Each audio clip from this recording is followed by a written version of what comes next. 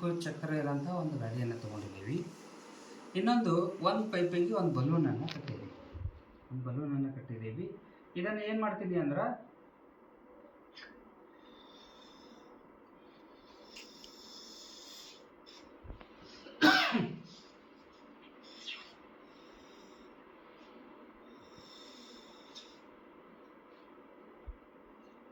ಇದನ್ನು ತಗೊಂಡಿನಿ.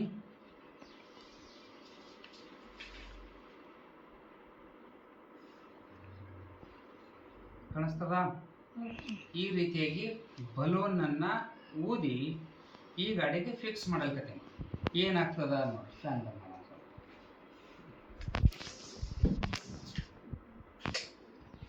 ನೋಡ್ರಿ. ಈಗ ನಾನು ಬಲೂನಿಂದ ಬಾಯಿಗೆ ಮುಚ್ಚೀನಿ, ಈ ಪೈಪಿನ ತುದಿಗೆ ಗಾಳಿ ಹೋಗ್ಲಾರ್ದಂಗೆ ಮಾಡೀನಿ. ಈ ಗಾಳಿ ಹೋಗಲ್ಕತ್ತಾನೆ ಏನಾಗ್ತದೆ ನೋಡ್ರಿ.